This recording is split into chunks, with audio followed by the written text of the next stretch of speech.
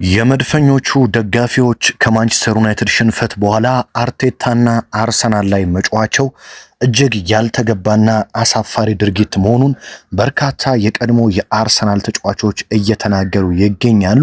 ምክንያቱም በአሁኑ ሰዓት ሁሉም ዓለማችን ላይ የሚገኝ ሚዲያ ተቃራኒ ቡድን ሌሎች በሙሉ መድፈኞቹ ላይ ጫና በማሳደር ዋንጫውን ለመንጠቅ በሚሞክሩበት ሰዓት ይህ እንዴት ይደረጋል ሲሉ እንግዲህ እንደ ኢማኑኤል ፔቲት ያሉ ተጫዋቾች የቀድሞ ተጫዋቾች ከፍተኛ ትችት ሰንዝረዋል። ምንድን ነው ያሉት? ፓትሪክ ቬይራ ከሌሎች ጉዳዮች በተጨማሪ ስለ ቪክተር ዮኮሬሽ ወሳኝ ንግግር አድርጓል። ስለ ማርቲን ኦዴጋርድም አሁንም በርካቶች እየተናገሩ ይገኛሉ። ኦዴጋርድ ከአርሰናል ስብስብ ውስጥ መነሳት ያለበት ተጫዋች ነው እያሉ ማለት ነው።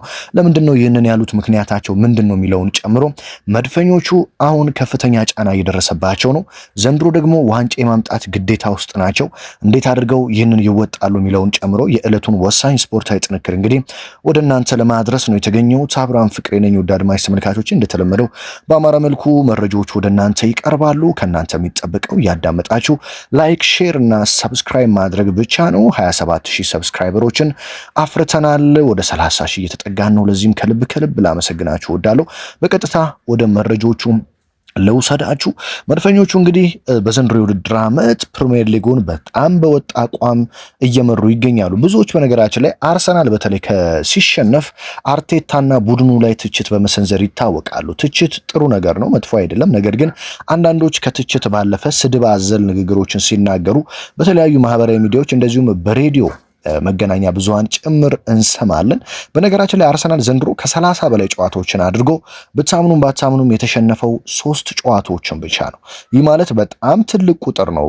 30 በላይ ጨዋታዎችን አድርጋችሁ ያውም አርሰናል ጨዋታዎችን የሚያደርገው በየ3 ቀኑ አንዳንዴ በየ2 ቀኑ ጭምር ነው። ከስንት አንዴ ነው የአንድ ሳምንት ረፍት የሚያገኘው ቡድኑ እንጂ በየ3 ቀን በየ2 ቀኑ ፕሪሚየር ሊግ ስትሉ ሻምፒዮንስ ሊግ ስትሉ ካራቦ ካፕ ስትሉ ኤፍኤ ካፕ እያንዳንዱን ጨዋታ በየ3 ቀን ልዩነት እያደረገ ነው። አርሰናል በአሁኑ ሰዓት ፕሪሚየር ሊጉን በ4 ነጥብ ልዩነት የሚመራው፣ ሻምፒዮንስ ሊጉንም እየመራ የሚገኘው በካራቦ ካፕ የግማሽ ፍጻሜ ተፋላሚ የሆነውና የመጀመሪያውን ዙር በማሸነፍ ቀጣይ ወደ ፍጻሜ ለማለፍ በሜዳው አንድ ጨዋታ ብቻ የሚቀረው፣ በኤፍኤ ካፕም ወደ 4ኛው ዙር ያለፈው በየ3 ቀኑ ጨዋታ እያደረገ ነው። ስለዚህ ለመድፈኞቹ አድናቆትና ክብር እንጂ በዚህ ያህል ስድቦችና ነቀፌታዎች አይገቡም ብዬ እኔ በግሌ አምናለሁ። ለዚህ ነው ኢማኑኤል ፔቲት በርካታ አርሰናል ደጋፊዎችን የተቸው። በተለይ አርሰናል በማንቸስተር ዩናይትድ 3-2 በተሸነፈበት ጨዋታ ቡድናቸው ላይ የጮሁትን የአርሰናል ደጋፊዎችን ምን ሲል ነው የተናገረው? ከጨዋታ በኋላ ሰዎች የሚናገሩትን ሰምቻለሁ። ከጨዋታው በኋላ ደጋፊዎች ያደረጉትን አይቻለሁ። ቡድኑ ላይ ሲጮሁ ነበረም። በተለይ ጣቢያዎች ላይ ያሉ የቀድሞ ተጫዋቾች ተመሳሳይ ነገር ሲናገሩ እያዳመጥኩ ነበር። በርካታ የቀድሞ የአርሰናል ተጫዋቾች አርሰናልና አርቴታን ሲተቹ ነበረ። እንደ ቬራ ያሉትን ማለት ነው። የአእምሮ ጥንካሬ ዋንጫውን ሊያጡ ነው እያሉ ተጫዋቾች ላይ ሌላ ጫና እያሳደሩ ተመልክቻለሁ። ሁል ጊዜ ደጋግመው ተመሳሳይ ነገሮች ናቸው። ስለዚህ በተለይ ለአርሰናል ደጋፊዎች አሉታዊውን ነገር አሁኑኑ አቁሙ። ቡድኑን እስከ መጨረሻው እንድትደግፉት እፈልጋለሁ። ዋንጫውን ለማሸነፍ ጥንካሬና ጥራት እንዳላቸው እመኑ። አሁን ከሌሎቹ ጋር ተደባልቃችሁ የምትተቿቸው ከሆነ የራሳችሁን የቡድን አባሎች መደንገጥና ከዛም በኋላ ዋንጫ ወደ ማጣት ይሄዳሉ። አሁን ማድረግ ያለባችሁ ሁሉም አርሰናልን ሲተች ከቡድኑ ጎን በመቆም መደገፍ እንጂ እየጮሁ ሌላ ችግርና ሌላ ጫና መፍጠር አይደለም። አሁን ዓለም ሁሉ ጫናውን አርሰናል ላይ እያደረገ ነው። ስለዚህ ደጋፊዎች አርሰናልን በአንድ ድምፅ ልትደግፉት ይገባል ሲል ኢማኑኤል ፔቲት እጅግ ወሳኝ የሆነ በጣም ምርጥ መልእክትን ነው ያስተላለፈው። ምክንያቱም አሁን ላይ ለምሳሌ ትልልቅ የሚባሉ ሚዲያዎች ዘጋቢዎች እንደ ፋብሪዚዮ ሮማኖ እነ ዴቪድ ኦርንስቲን ሌሎች እንደነ ዘሰን ያሉ ሚዲያዎችን ገብታችሁ አንድ ሁለቴ ስክሮል ብታደርጉ ወደ ታች ብታደርጉ እያጋሩ የሚገኙት መረጃ አርሰናል ዋንጫውን ሊያጣ ነው። እነ ቡካዮ ሳካ ባለፉት ጨዋታዎች ግን ማስቆጠር አልቻሉም። አርቴታ አሁንም ፈሪ ነው። እንደዚህ አይነት መረጃዎችን ነው እያጋሩ የሚገኙት። ይህ ደግሞ እነማንን ነው የሚጠቅመው? እነ ማንቸስተር ሲቲን፣ እነ አስቶን ቪላን እና ከታች እየመጡ ያሉ ቡድኖችን ነው። ታዲያ ደጋፊዎች የአርሰናል የቀድሞ ተጫዋቾች እዚህ ላይ ትችታቸውን የሚያጠነክሩ ከሆነ የአርሰናል ተጫዋቾች በራስ መተማመናቸውን እንዲያጡና በውጤት ማጣት እንዲቀጥሉ በዚያውም ደግሞ በስተመጨረሻ ያለፉት ዓመታት ስህተቶች ተደግመው ዋንጫውን እንዲያጡ ሊያደርጋቸው ስለሚችል በዚህ ሰዓት በተለይም የአርሰናል የቀድሞ ተጫዋቾችና ደጋፊዎች በአንድ ድምፅ አርሰናልን ሊደግፉ እንደሚገባን የተናገረው ይህ በደንብ እኔ የምስማማበት ጉዳይ ነው። እዚሁ ጋር እንግዲህ የአርሰናል ተጫዋቾች ግብ ካስቆጠሩ በደንብ ቆይተዋል፣ እውነት አለው። ለምሳሌ በቁጥር ብንመለከት ቡካዮ ሳካ እውነት ነው ባለፉት 13 የፕሪሚየር ሊግ ጨዋታዎች ምንም አይነት ግብ ማስቆጠር አልቻለም። ጋብሪኤል ማርቲኔሊም ባለፉት 13 የፕሪሚየር ሊግ ጨዋታዎች ምንም አይነት ግብ ማስቆጠር አልቻለም። ቡካዮ ሳካ ባለፉት የሁሉም ውድድሮች ነው ግብ ማስቆጠር ያልቻለው። ቪክቶር ዮኬሬሽ ከፔናልቲ ውጪ በክፍት ጨዋታ ባለፉት 11 የፕሪሚየር ሊግ ጨዋታዎች ግብ ማስቆጠር አልቻለም። ኖኒ ማዱኬ ባለፉት 25 የፕሪሚየር ሊግ ጨዋታዎች ምንም አይነት ግብ ማስቆጠር አልቻለም። ሊያንድሮ ትሮሳርድም በሁሉም ውድድሮች ባለፉት 11 ጨዋታዎች አንድ ግብ ብቻ ነው ማስቆጠር የቻለው። ይህ ጥያቄ የሚያስነሳ ነው። አዎ ጥያቄ የሚያስነሳ ነው። በተለይ የክፍት ጨዋታዎች እድል መፍጠር ላይ ከፔናልቲና ከቆሙ ኳሶች ውጪ በክፍት ጨዋታ እድል መፍጠር ላይ ችግር እንዳለ ግልጽ ነው። ነገር ግን አርሰናል እነዚህ ሁሉ ተጫዋቾች ባለፉት ጨዋታዎች ላይ ግብ ሳያስቆጥሩ አርሰናል ፕሪሚየር ሊጉን በ4 ነጥብ ርቀት እየመራ ነው። ብዙዎቹ በ4 ነጥብ ርቀት አርሰናል እየመራ መሆኑን ሲሰሙ እንግዲህ ከፍተኛ ድንጋጤዎች ውስጥ ይገባሉ። በነገራችን ላይ አርሰናል ከ5 ጨዋታ በፊት በፕሪሚየር ሊጉን የሚመራው በ2 ነጥቦች ብቻ ነበር። ከሲቲ በ2 ነጥቦች ብቻ ነበር ከ5 ጨዋታ በፊት የሚመራው። አሁን አርሰናል በ4 ነጥቦች ርቀት ይመራል። ስለዚህ በየጨዋታው አርሰናል የነጥብ ልዩነቱን እያሰፋ ነው። በእርግጥ የአርሰናል ደጋፊዎች ስጋት ውስጥ የሚገቡበት አንደኛ ምክንያት ባለፉት ዓመታት ዋንጫውን ያጡበት መንገድን ስለማይረሱት ነው። በተለይ 3 ዓመታት ሁለተኛ ሲወጣ አርሰናል በትናንሽ ስህተቶች በጥቂት ስህተቶች ብቻ ነው ሁለተኛ የወጣው እንጂ ያለፉትን 3 ዓመታት ሙሉ የፕሪሚየር ሊግ ዋንጫ ማሳካት የሚችል ቡድን አርሰናል እንደነበረ ግልጽ ነው። ስለዚህ እነዚህ ፍርሃቶችና እነዚህ ያለፉ ዓመታት እንግዲህ ስህተቶች ስላሉ የአርሰናል ደጋፊዎች ትንሽ ውጤት ሲታጣም የሚደነግጡበት ምክንያት ዋነኛው ነው። ሌላ በተለይ የአርሰናል ቡድን ውስጥ መሻሻል ያለበት ዋነኛውና ትልቁ ነገር የግል ተጫዋቾች ስህተት ነው። አርሰናል ቤት ቡድኑ እንደ ቡድን በጣም ምርጥ ቡድን ነው። ከኋላ በጣም ምርጥ ቡድን አለ፣ መሀል ላይ ምርጥ ቡድን አለ፣ ከፊት ለፊትም ከሞላ ጎደል በጣም ምርጥ ቡድን ነው። ነገር ግን የግለሰብ ስህተቶች አርሰናልን ዋጋ እያስከፈሉ ይገኛሉ። ለምሳሌ ማርቲን ዙቤሜንዲን ብንመለከት ማርቲን ዙቤሜንዲ ስህተት በሰራባቸው 3 ጨዋታዎች አርሰናል ወሳኝ ነጥቦችን አጥቷል። በሁለቱ ተሸንፏል፣ በአንዱ አቻ ወጥቷል። ሌላኛው ደግሞ አንድ ስህተት በሰራበት ጨዋታ ደግሞ አርሰናል ድል ማድረግ ችሏል። ዙቤሜንዲ ለምሳሌ የመጀመሪያውን ስህተት በዘንድሮው የውድድር ዓመት የሰራው በሊቨርፑሉ አንፊልድ ላይ በነበረው ጨዋታ ነው። በ87 ወይም በ89ኛው ደቂቃ አካባቢ ጨዋታው ሊጠናቀቅ ሲል ያልተገባ ፋውል ሰራ። ያንን ፋውል ደግሞ የሊቨርፑሉ ምርጥ ቅጣት መቺ ዶሚኒክ ስቦዝላይ በማስቆጠር አርሰናል 1-0 እንዲሸነፍ ሆነ። 3 ነጥቦችን አጣ። በመቀጠል ከሰንደርላንድ ጋር በነበረው ጨዋታም ፋውል ሰራ። ያን ጨዋታ አርሰናል 2-2 በመሆን 2 ነጥብ አጣ። 5 ነጥቦች ማለት ነው። በመቀጠል በቶትናሙ ጨዋታ ስህተት ሰርቶ ነበር ሪቻርልሰን ያስቆጠራት ግብ። ነገር ግን ያንን ጨዋታ አርሰናል 4-1 አሸነፈም። በመቀጠል አርሰናል በዩናይትድ በተሸነፈበት ጨዋታ 2 ግቦች የሱ ስህተቶች ናቸው። በተለይ የመጀመሪያውና ዩናይትድ ከመመራት ወደ ጨዋታው እንዲመለስና የራስ መተማመን እንዲያገኝ ያደረገበት ስህተቶች የሚቆጠሩ ናቸው። በእርግጥ ለኔ የውድድር ዓመቱ በጣም ምርጥ ፈራሚ ማን ነው ብትሉኝ ማርቲን ዙቤሜንዲ ነው የምላችሁ። በፕሪሚየር ሊጉ ብቻ አይደለም በየትኛውም ሊግ ዘንድሮ በጣም ምርጡ ፈራሚ ለኔ ዙቤሜንዲ ነው። ዙቤሜንዲ እንደመጣ ፕሪሚየር ሊጉን የተላመደበት ፍጥነት፣ ቶማስ ፓርቴን ያስረሳበት መንገድ፣ አርሰናል በሁሉም ውድድሮች ውጤታማ እንዲሆን ያደረገበት መንገድ፣ ከዴክላን ራይስ ጋር የፈጠረው ኬሚስትሪ በጣም ምርጥ ተጫዋች መሆኑን የሚያመላክት ነው። ነገር ግን እንደዚህ አይነት የግል ስህተቶች ደግሞ በስተመጨረሻ ምርጥ እንኳን ብትሆኑ ዋንጫ ካላገኛችሁ ምንም ፋይዳ የለውም። ስለዚህ እንደዚህ አይነት የግል ስህተቶች መታረም አለባቸው። በነገራችን ላይ እነዚህ የግል ስህተቶች ከተጫዋቾችን ባለፈ በተለይ ግብ ጠባቂው ዴቪድ ራያ ላይ በደንብ ነው የሚታዩት። በፕሪሚየር ሊጉ ዴቪድ ራያ ከሳጥን ውጪ ወይም ከፔናልቲ ቦክስ ውጪ ግብ የሚቆጠርበት ቁጥር 1 ወይም ከፍተኛው ፐርሰንት የተሰጠው ግብ ጠባቂ ዴቪድ ራያ ነው። ያ ማለት በ20% ዴቪድ ራያ ከፔናልቲ ሳጥን ውጪ ከመታችሁበት በቀላሉ የመቆጠር እድሉ ሰፊ ነው። በዩናይትድ ጨዋታ 2 ግብ ተቆጥሮበታል። በሊቨርፑል ጨዋታ ቅጣት ምት ተቆጥሮበታል።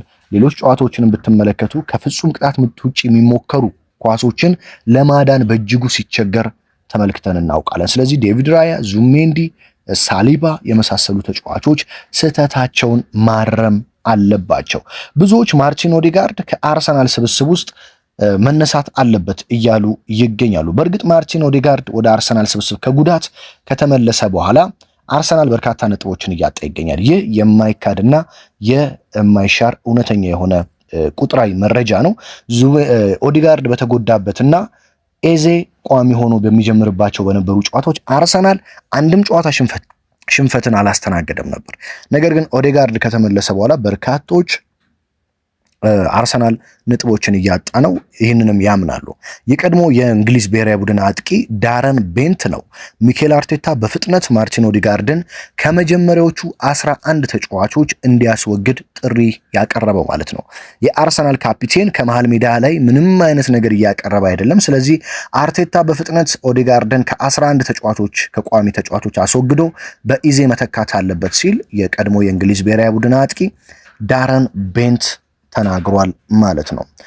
ቬራ ስለ ቪክተር ዮኬሬሽ የተናገረው ምንድነው ካላችሁኝ፣ ምንድነው ያለው? እርግጥ ነው የሚያሳስብ ነው፣ ምክንያቱም 9 ቁጥር ተጫዋች ጎሎችን እንዲያስቆጥር ስለምትፈልግ ግቦችን ባለማስቆጠሩ ታስባለህ። በተለይ የ9 ቁጥር አጥቂ ሲኖርህ ድርብ አሃዝ ያላቸውን ጎሎች እንዲያስቆጥር ትፈልጋለህ። አሁን ግን እንደዚያ አይደለም። ይህ አሳሳቢ ጉዳይ ነው። ግን አርሰናል አሁንም በሊጉ አናት ላይ ስለሆነ ጥሩ ነገር እያደረጉ ነው ማለት ይቻላል። የጋራ ጨዋታ ነው። እናም 4 ወይም 5 ጎሎች ያሏቸው በጣም ብዙ ተጫዋቾች አርሰናል ውስጥ አሉ። ለአጥቂዎች የበለጠ የጎል እድሎች መፍጠር አለባቸው። እድሎችን ለመፍጠርና ጎሎችን ለማስቆጠር በተሻለ ቦታ ላይ ኳሱን ማስቀመጥ አለባቸው። አካላዊ መገኘት ስላላቸው በሳጥን ውስጥ ተጨማሪ ኳሶችንና በሳጥን ውስጥ ተጨማሪ ተጫዋቾች ይፈልጋሉ። አርሰናል በተለይም የመሃል ሜዳ ተጫዋቾች እንደዚሁም የመስመር ተጫዋቾች ለቪክተር ዮኬሬሽ እድል መፍጠር መጀመር አለባቸው ሲል እንግዲህ ቬይራ ተናግሯል ማለት ነው። በነገራችን ላይ አርሰናል የአትሌቲኮ ማድሪዱን ጁሊያን አልቫሬዝን ለማስፈረም እንቅስቃሴ ጀምሯል። እንደምታውቁት አርሰናል ቪክተር ዮኬሬሽን ቢያስፈርምም በእርግጥ ዮኬሬሽ ቋሚ ሆኖ በተሰለፈባቸው ጨዋታዎች አርሰናል አንድ ጨዋታ ብቻ ነው የተሸነፈው። እሱ ቋሚ ሆኖ ባልጀመረባቸው ጨዋታዎች ናቸው ሌላኞቹ የተሸነፈባቸው። በአስቶን ቪላ በዩናይትድ የተሸነፈባቸው ጨዋታዎች ዮኬሬሽ ቋሚ ሆኖ ያልጀመረበት ነው። በነገራችን ላይ ብዙዎቻችን በማንቸስተር ዩናይትዱ ጨዋታ ጄሱስ በኢንተር ሚላን ያሳየውን ብቃት ተመልክተን ቋሚ ሆኖ መጀመሩ ጥሩ ነው ብለን ነበር። ነገር ግን ጋብሪኤል ጄሱስ በፍጹምና በጭራሽ የቪክተር ዮኬሬሽ ሊያስቀምጠው የሚችል ተጫዋች እንዳልሆነ በግልጽ ተመልክተናል። በዩናይትዱ ተጫዋች ቪክተር ዮኬሬሽ እጅግ በጣም ከጋብሪኤል ጄሱስ በጥራት እጅግ በጣም የራቀና የተሻለ ተጫዋች መሆኑን በዩናይትዱ ጨዋታ በደንብ ተመልክተናል ብዬ አስባለሁ። ካሁን በኋላ አርቴታ ጄሱስን ቋሚ አድርገው ስህተት ይሰራሉ የሚል እምነት የለኝም። በተለይ በካራባኦ ካፕና ባልተፈለጉ የሻምፒዮንስ ሊግ ጨዋታዎች ካልሆኑ ዮኬሬሽ በፍጥነት ወደ ቋሚነት መመለስ አለበት። ጄሱስ እንደኔ በፕሪሚየር ሊጉ በተለይ ዮኬሬሽን ተክቶ ቋሚ ሆኖ የመጀመር አቅምም ብቃትም አለው ብዬ አላስብም። ቪክተር ዮኬሬሽ በአርሰናል ቤት ቋሚ አጥቂ መሆን አለበት። ምናልባትም ጀርመናዊው አጥቂ ካይ ሃቨርትዝ ሲመለስ የተለየ ብቃት ይዞ ከመጣ እሱ ካስቀመጠው እንጂ ጋብሪኤል ጄሱስ ሊያስቀምጠው ይችላል የሚል እምነት የለኝ። በተለይ በዩናይትድ ጨዋታ የተመለከትነው ጋብሪኤል ጄሱስ እጅግ በጣም ደካማ፣ ምንም ነገር መፍጠር ያልቻለ ተጫዋች እንደሆነ ነው እንደኔ ተመለከቱት። ስለዚህ ዮኬሬሽ አሁንም በአርሰናል ቤት ቋሚ አጥቂ ሆኖ ቢጀምር የተሻለ ይሆናል ብዬ ጠብቃለሁ። አርሰናል በነገራችን ላይ ሮብ በሻምፒዮንስ ሊግ ከካይራት አልማይቲ ጋር በሜዳው ጨዋታውን ያደርጋል። ይህ ጨዋታ ለአርሰናል ያን ያህል አስፈላጊ ጨዋታ አይደለም። ነገ ማለት ነው፣ ነገ ምሽት ነው አርሰናል በኤምሬትስ ይህንን ቡድን የሚያስተናግደው በሻምፒዮንስ ሊግ። ይህንን ጨዋታ አቻ መውጣት አርሰናል በሻምፒዮንስ ሊጉ አንደኛ ሆኖ እንዲያልፍ ይረዳዋል ወደ ቀጣይ ዙር። በእርግጥ ያሸንፋል ተብሎ ነው የሚጠበቀው። መድፈኞቹ በፍጥነት ወደ አሸናፊነት ለመመለስ ደግሞ ይህንን ጨዋታ ማሸነፍ የግድ ይላቸዋል በራስ መተማመናቸውን ለማግኘት። አርቴታ ግን አሁንም እዚህ ጨዋታ ላይ ስህተት መስራት የሌለባቸው ቢቻል ለሙሉ 11ዱም ተጫዋቾች እረፍት መስጠት አለባቸው። ለዴቪድ ራያ አሪዛባላጋን ማስገባት ይችላሉ። ተከላካይ ላይ እነ ሳልመን አሉ፣ እነ ክርስቲያን ሞስኬራ አሉ፣ እነ ሂንካፔ አሉ፣ እነ ቤን ዋይት አሉ። በሙሉ የአርሰናል ተከላካዮች ሳሊባ፣ ማጋሌሽ፣ በተለይ ደግሞ ጁሪየን ቲምበር እረፍት ማግኘት አለበት። የአርሰናል መሃል ሜዳ ሙሉ በሙሉ እረፍት ማግኘት አለበት። ኦዴጋርድ እረፍት ማግኘት አለበት። ዙሜንዲ፣ ራይስ እረፍት ማግኘት አለባቸው። ከዛ በተጨማሪ በነገው ጨዋታ መግባትና መጫወት ያለባቸው እንደነ ኤዜ ያሉ ተጫዋቾች ናቸው። እንደነ ኖርጋርድ፣ እንደነ ሜሪኖ ያሉ ተጫዋቾች ናቸው። የፊት ለፊት መስመር ላይ ቡካዮ ሳካ ረፍት ማግኘት አለበት። ትሮሳርድ ረፍት ማግኘት አለበት። ዮኬሬሽ አሁንም ረፍት ማግኘት አለበት። እነ ጄሱስ እነ ማርቲኔሊ እና ማዱኬ የነገውን ጨዋታ ከጀመሩ ከበቂ በላይ ነው ማለት ነው። ስለዚህ አርቴታ በነገው ጨዋታ በእርግጠኝነት አንድም ቋሚ ተጫዋች ያስገባሉ ብዬ አላስብም። ውጤቱ ምንም አስፈላጊ ጨዋታ አይደለም። ስለዚህ ብልጥ መሆን አለባቸው። በፕሪሚየር ሊጉ ባለፉት 3 ጨዋታ ውጤት ማግኘት አልቻሉም። የአርሰናል ተጫዋቾች እንዴት ባለፉት ጨዋታዎች ድካም ውስጥ እንደሆኑ ተመልክተዋል። ቀጣይ ደግሞ ከሜዳቸው ውጪ ከሊድስ ዩናይትድ ጋር ነው ጨዋታ ያለባቸው በፕሪሚየር ሊጉ። ስለዚህ ወደ አሸናፊነት ለመመለስ በፕሪሚየር ሊጉ በዚህ ጨዋታ ተጫዋቾች በደንብ ረፍት አግኝተው ሳምንቱን ሙሉ አርፈው የ5 ቀን የ6 ቀን ረፍት አግኝተው ቀጣይ ሳምንት ሊድስን በማሸነፍ ወደ ጥሩ መንፈስ ለመምጣት አርቴታ ለነዚህ ተጫዋቾች በሚገባ ረፍት መስጠት አለበት ብዬ አስባለሁ። ነገ አርቴታ በእነዚህ ተጫዋቾች ቋሚ ተጫዋቾችን የሚያስፈርም ከሆነ በእርግጠኝነት ብዙዎች ጥያቄ ያነሱበታል ብዬ አስባለሁ። በተለይ እንደነ ቲምበር ያሉ ተጫዋቾች፣ ዙቤሜንዲ የመሰሉ ተጫዋቾች ሁል ጊዜ ቋሚ ሆነው የሚገቡ ተጫዋቾች እረፍት ማግኘት መቻል አለባቸው። ያንን ያደርጋል የሚል ሙሉ በሙሉ እምነት አለኝ። ያንን ካላደረገ በእርግጠኝነት አርቴታ ምን አስቦ ነው የሚል ጥያቄን እንዳነሳ ያደርገኛል ብዬ አስባለሁ። ስለዚህ አርሰናል ሻምፒዮንስ ሊጉን ነገ አንደኛ ሆኖ የማጠናቀቅ እድሉ በጣም ከፍተኛ ስለሆነ በሚገባ ለተጫዋቾች አርቴታ እረፍት መስጠት አለባቸው። ያንን ካላደረጉ ግን በጣም ከባድ ጥያቄዎች ይነሱባቸዋል ብዬ አስባለሁ። በእርግጠኝነት ደግሞ ለበርካታ ተጫዋቾች ነገ እረፍት እንደሚሰጡ እኔ በግሌ አምናለሁ ማለት ነው። በተለይ በኤምሬት ያለውን ድባብ በአሸናፊነት ለመመለስ እና ቀጣይ ሳምንት ከሜዳቸው ውጪ ድል ለማድረግ የነገው ጨዋታ በራስ መተማመን ለማግኘት በሰፊ የግብ ልዩነት ቢያሸንፉ በጣም ጥሩ ይሆናል የሚል እምነት አለኝ። ስለዚህ በእርግጥ ዮኮሬሽን በዚህ በነገው ጨዋታ ቢገባ ችግር አለበት ብዬ አላስብም። ምክንያቱም ዮኮሬሽ ባለፉት 2 ጨዋታዎች ቋሚ ሆኖ አልጀመረም ነበር። በኢንተር ሚላኑ ገብርኤል ጄሱስ ነው የጀመረው፣ በዩናይትዱም ገብርኤል ጄሱስ ነው የጀመረው። ረጅም ደቂቃዎችን ዮኮሬሽ ረፍት አግኝቷል። ስለዚህ ዮኮሬሽ ወደ ግብ አስቆጣሪነቱ እንዲመለስ በእንደዚህ ቀለል ባሉ ጨዋታዎች እድል ቢሰጠው ቋሚነት ላይ ነገ ለዮኮሬሽ እድል ቢሰጠው ችግር ይኖረዋል ብዬ አላስብም። ዮኮሬሽ በነገው ጨዋታ የተወሰኑ ግቦችን ማስቆጠር ቢችል ደግሞ ይበልጥ ወደ ግብ እየተመለሰ ስለሆነ የራስ መተማመኑን ከፍ ያደርግለታል ብዬ እኔ በግሌ አምናለሁ ማለት ነው። ነገ ምሽት እንግዲህ 5 ሰዓት ነው ጨዋታው በኤምሬትስ ስቴዲየም የሚደረገው። የዕለቱ ወሳኝ ስፖርታዊ ጥንክሮች እነዚህ ናቸው። ስለ ጁሊያን አልቫሬዝ እንደነገርኳቸው አርሰናል ዮኮሬሽ በሚፈለገው ልክ ግብ እያስቆጠረ ስላልሆነ ከአትሌቲኮ ማድሪድ በቀጣይ ክረምት ለማስፈረም ከወኪሎቹ ጋር ንግግር እንደጀመረ ተሰምቷል። አልቫሬዝን ግን በርካታ ቡድኖች ነው የሚፈልጉት። ባርሴሎና ይፈልገዋል፣ አርሰናል ይፈልገዋል፣ ሌሎች እንደ ቼልሲ ያሉ ቡድኖች፣ በጀርመን እንደ ባየር ሙኒክ እና ሌሎች ቡድኖች በጥብቅ ይፈልጉታል ማለት ነው። ስለዚህ ፍላጎት ነው እስካሁን ድረስ። የተወሰኑ ንግግሮች አሉ። እሱ የትኛውን ቡድን ይመርጣል የሚለው እስካሁን ድረስ አልተረጋገጠም። ነገር ግን አንድሬ ቤርታ አይናቸውን በአልቫሬዝ ላይ እንዳደረጉ መረጃዎች ያሳያሉ ማለት ነው። እንግዲህ ውድ አድማጭ ተመልካቾች የዕለቱ ወሳኝ ስፖርታዊ ጥንክሮች እነዚህ ናቸው። ሀገር ውስጥ ከባህር ማዶ በመሆን ይህንን ዋናውን ቻናሌ እንደዚሁም ሁለተኛውን ቻናሌ ሰብስክራይብ በማድረግ መረጃዎችን በየዕለቱ የምትከታተሉ ውድ አድማጭ ተመልካቾች ከልብ እያመሰገንኳችሁ በሌላ ወሳኝ መረጃ በሌላ ወሳኝ ጥንክር እስከምንገናኝ ድረስ ደግሞ በያላችሁበት ሰላም ተመኘሁላችሁ።